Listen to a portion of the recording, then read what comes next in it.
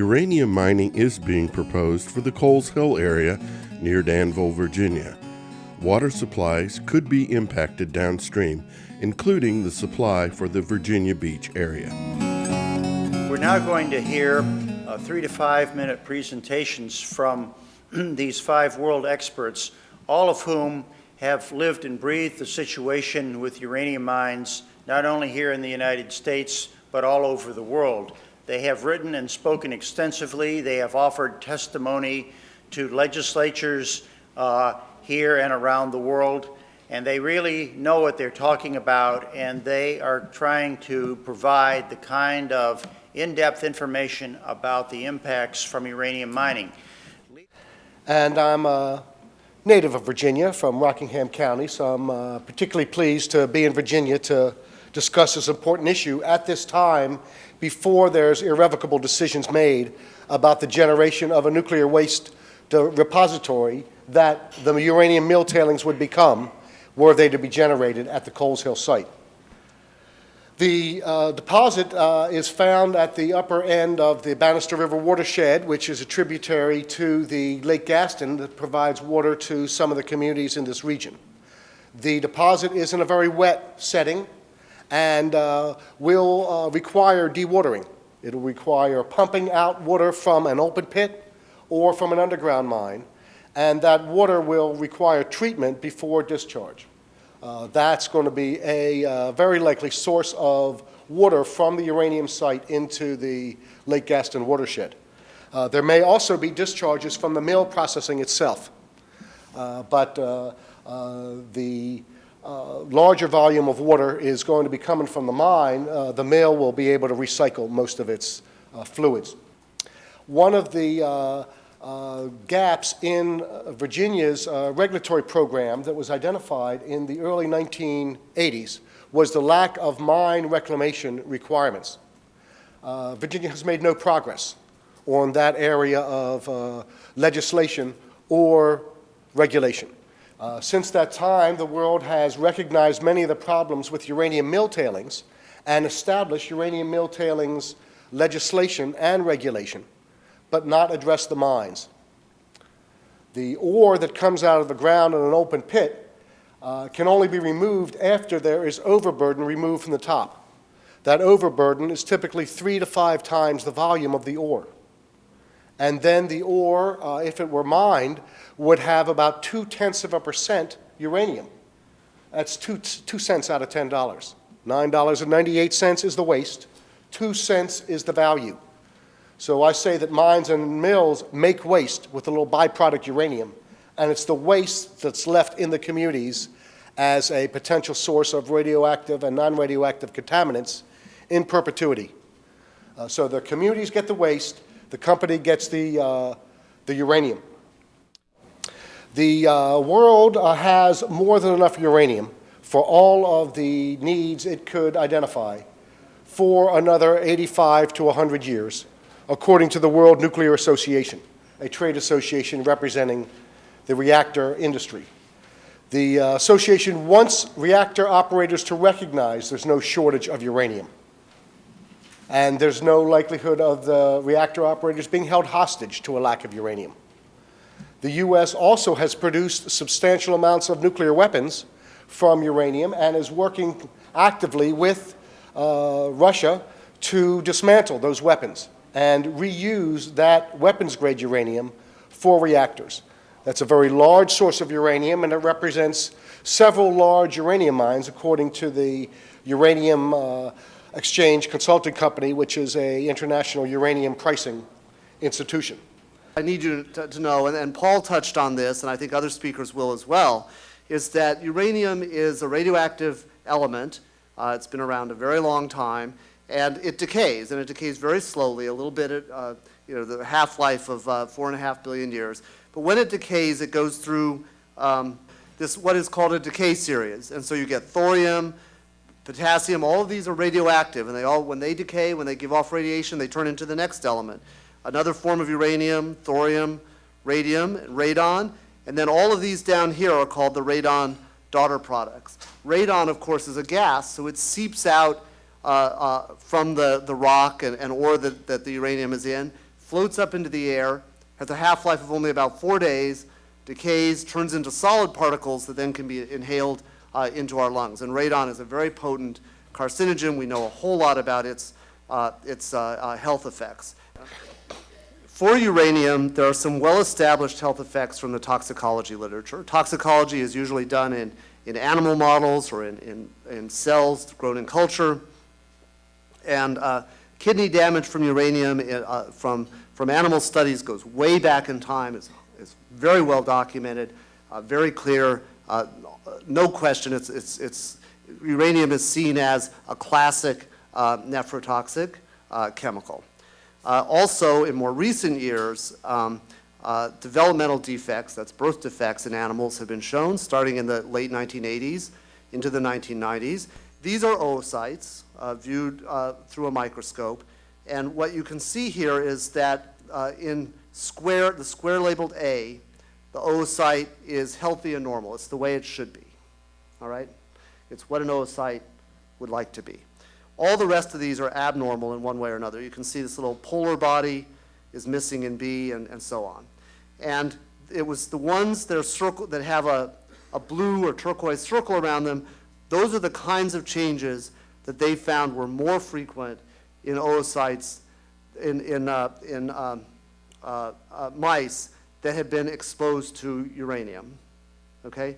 So this just sort of makes it, I hope, makes it sort of visual. Here we have mice, they're exposed to uranium, they took out their oocytes, they looked at them under the microscope, and they could see visually increased damage in those that were exposed to uranium of certain types versus other types. Similarly here for autoimmune disease, and again you can see in this case the red is more like 4 times increased risk of autoimmune disease. Again, you can see around these mine clusters much higher risk of having autoimmune disease, all right?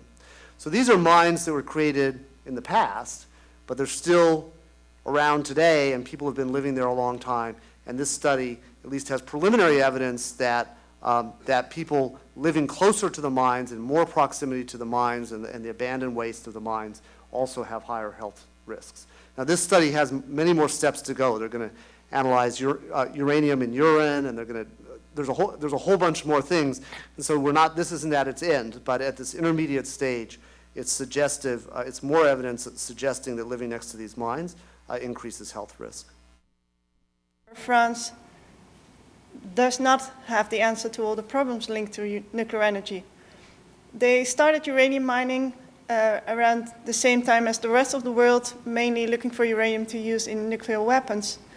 And they started the mining in France itself, because they have their own deposits over there. However, in the 60s, first of all, the ore quality in France started to decrease, so it became more difficult and less efficient to mine that ore. And at the same time, there became more public awareness and more regulations around the uranium mining impacts and the impacts of the radioactive pollution linked to that. There was more and more criticism about how would the wastes be stored, how would it be safeguarded for the longer term. And that was one of the reasons why France had to look to other countries to start mining. So we managed to look at the uranium mining impacts on the air, the earth, and the water. We took water samples, especially from drinking water wells that are used by the population. And we compared those with water sample that we took in the area of the new mine, where the mining operations have not started yet. And it was very clear that the contamination present in the water that is used by the communities in the villages is much higher.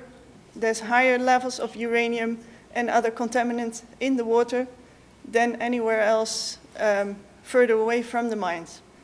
Walking the streets of Akokan with our radiation monitors, we found at several places high levels of radiation, up to 50 times normal background. 500 times more normal background. This woman, she's from one of the local NGOs. She's saying, Arriva is coming to our country and making money, but we are the ones suffering, which is what everybody tells you. They identified illnesses that have never even been there before. They don't know where it's coming from. They can't prove that it's influenced by the mine. But of course they are worried. Examples of Niger that my friend was talking about is very useful, even though that area is one which is dry and not climatologically similar to Virginia. She's describing current practices by one of the world's leading nuclear corporations, Areva. That's not ancient mining that a company isn't doing anymore. Open tailings are dumped on the ground. There is no pollution prevention strategy in place there. They're I think, showing the quality of the industry, which will go to the weakest link.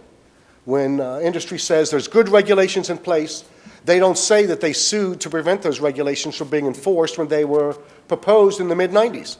And they don't say that they're going to try and use whatever discretion is allowed in those regulations to the maximum.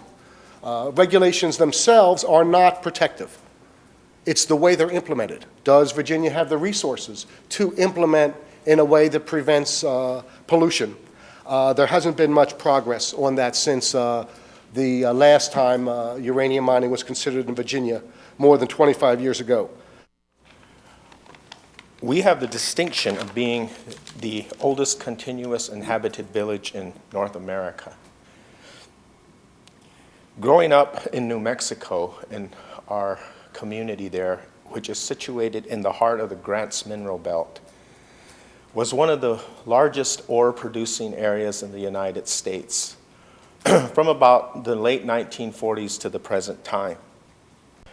In this learning experience, in this 50-plus year legacy, we have found that the federal government of the United States has been very slow in cleaning up these impacted areas. Situations of environmental racism that have left us with contaminated soils, contaminated air, contaminated water, impacts to the flora and fauna, impacts to both domestic and wild animals within our homelands have also been threatened by the uranium industry. In the desert Southwest, water is a very important resource that we rely on. And in this development process of uranium mining and milling, we have seen our watersheds contaminated. We have seen the impacts of the development process impact the quality of our waters through runoff from being situated downstream and downwind from these mines and mills. Remember our legacy. As our elders have told us, this is a point of no return. Leave uranium where it belongs, in the ground. As I drove from Richmond to Norfolk today and saw the beautiful woods, the beautiful water sources that you people have here, why would anyone in their right mind want to destroy this beautiful part of our mother, the earth? In Ontario, for example,